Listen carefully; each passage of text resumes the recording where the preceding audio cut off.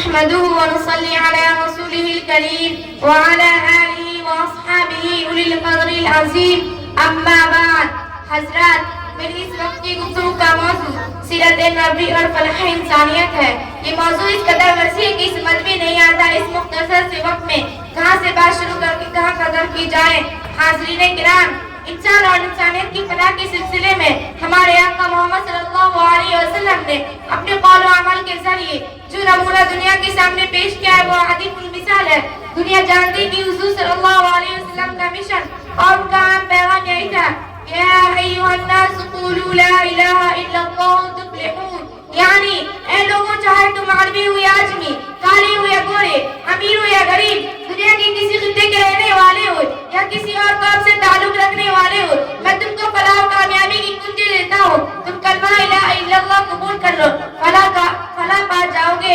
پھر دنیا اس سے بھی بخوبی آگاہ ہے کہ فلاح و کامیابی کی کنجی عطا کرنے والے محمد محسن انسانی صلی اللہ علیہ وسلم کو اپنی انسانیت کی فلاح کی اس تاریخ میں کیسے لذیذ مظالم کا سامنا کرنا پڑا، مگر وہ اور ظلم و ستم کو جھیل کر یہی دعا کرتے رہی: اے اللہ، میری قوم کو ہدایت فرما. حتیٰ کہ ان کی فکر مندی اور پریشان حالی کو دیکھ کر خود خالق کائنات کو یہ کہنا پڑا: اے پیارے نبی، کہ آپ صلی اللہ علیہ وسلم ان کی فکر میں اپنے آپ کو ہلاک کر لیں گے. حضرات، حضور صلی اللہ علیہ وسلم کو فکر اس بات کی تھی کہ دنیا انسانیت سے ظلم کا دورہ ختم ہو جائے، بھائی بھائی کا خون بہانا چھوڑ دے، عورت کو معاشرہ میں آزادانہ حیثیت حاصل ہو، طاقت اور طاقت کے بلبوتے پر کمزوروں کو کچلنا چھوڑ دے، اور ایک ایسا معاشرہ وجود میں آئے جہاں انسان کی قدر اس کی انسانیت کی وجہ سے ہو. ایسا معاشرہ قیام اسی وقت ہو سکتا ہے جب انسان کے دل میں خدا کا خوف اور خدا کا ڈر ہو، اور اس بات کا ڈر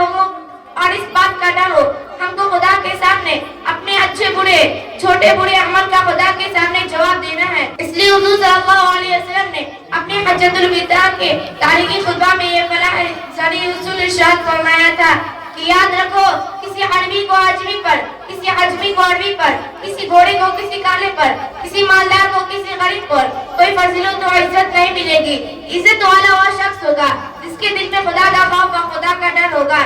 ایک یہودی اور ایک مسلمان کے جھگڑے میں یہودی کے حق میں مسلمان کے خلاف فیصلہ کرنا، اپنی بیٹی سیدہ فاطمہ زہرا رضی اللہ تعالی عنہا کے ایک مددگار خاطبہ کے مطالبہ کو رد کر کے صبر کی تلقین کرنا، یہ وہ چند مثال ہے جن کے ذریعے حضور صلی اللہ علیہ وسلم کی انسانیت نوازی اور انسانیت فلاح کی شرکت میں عملی شرکت کا بخوبی اندازہ ہو سکتا ہے. یہی وجہ ہے کہ وہ لوگ جو انسانیت کا رسنانہ سور بنے ہوئے تھے اور جو اپنی بیٹیوں کو اپنے ہاتھ زندہ درگور کر دیا کرتے تھے، حضور صلی اللہ علیہ وسلم کی صحبت اور آپ صلی اللہ علیہ وسلم کی تعلیمات سے متاثر ہو کر وہی لوگ جو انسانیت کا رسنانہ سور بنے ہوئے تھے، ہمارے حضور صلی اللہ علیہ وسلم کا یہ معاملہ ہے کہ یوں مسکرائے جان سی کلیوں میں پڑ گئی، یوں مسکرائے جان سی کلیوں میں پڑ گئی، یوں لوگ کشا ہوئے کی گلستہ بنا دیا. السلام علیکم ورحمۃ اللہ وبرکاتہ.